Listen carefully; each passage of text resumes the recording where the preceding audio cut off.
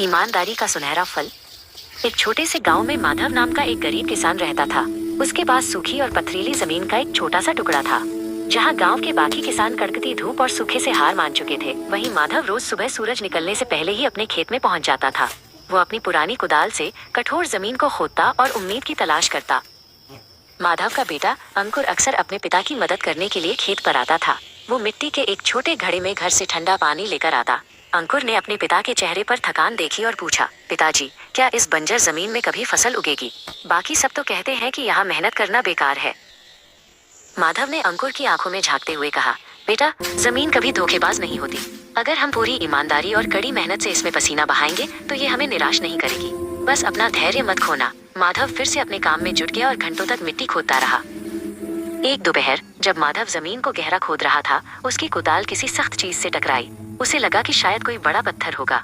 उसने सावधानी से आसपास की मिट्टी हटाई तो उसे चमड़े का एक पुराना थैला दिखाई दिया। वो थैला मिट्टी में आधा दबा हुआ था। माधव ने कांपते हाथों से थैला खोला।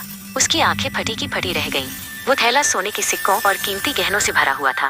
तभी अंकुर वहां दौड़ता हुआ आया और थैले की चमक देखकर चिल्लाया, पिताजी, देखिए, आपकी मेहनत रंग लाई। अब हमारी सारी गरीबी दूर हो जाएगी। माधव ने थैले को बंद किया और अंकुर से कहा, नहीं बेटा, ये मेरी मेहनत की कमाई नहीं है। ये धन हमारा नहीं है। किसी ने इसे यहाँ छुपाया होगा या शायद ये खो गया है। अगर हम इसे रख लेंगे तो ये चोरी कहलाएगी। ईमानदारी ही सबसे बड़ा धन है। अंकुर अपने पिता की बात सुनकर शांत हो गया। माधव को पता चला कि गांव के बड़े व्यापारी सेठ धनीराम का एक थैला कुछ दिन पहले रास्ते में खो गया था। माधव और अंकुर सीधे सेठ धनीराम की हवेली पहुंचे। माधव ने वो थैला सेठ जी के सामने रख दिया और पूरी बात सच सच बता दी। सेठ धनीराम अपनी धन संपत्ति वापस पाकर बहुत खुश हुए, लेकिन उससे भी ज्यादा वो माधव की ईमानदारी से प्रभावित हुए। उन्होंने सोचा कि आजकल के जमाने में जहाँ लोग एक एक पैसे के लिए लड़ते हैं, वहाँ ये गरीब किसान सोने से भरा थैला वापस करने आया है। सेठ जी ने माधव से कहा, माधव, तुम्हारी ईमानदारी ने मेरा दिल जीत लिया। मैं तुम्हें इनाम देना चाहता हूँ। माधव ने हाथ जोड़कर मना कर दिया, सेठ जी, मुझे इनाम नहीं चाहिए। लेकिन सेठ जी ने जिद की और उसे आधुनिक खेती के उपकरण, अच्छे बीज और सिंचाई के लिए एक पंप भेंट किया। नए उपकरणों और अच्छे बीजों के साथ माधव और अंकुर ने दुगने उत्साह से खेत में काम करना शुरू किया।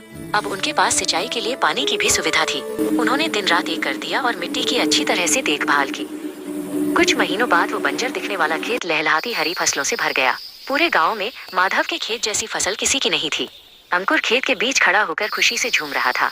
उसकी मेहनत और उसके पिता की ईमानदारी का फल सबके सामने था। फसल की बिक्री से माधव के घर में समृद्धि आई। उसने अंकुर को अच्छे स्कूल में भेजा। माधव ने सबको सिखाया कि मेहनत की रोटी में जो स्वाद है, वो बिना मेहनत के मिले सोने में भी नहीं। आज भी गांव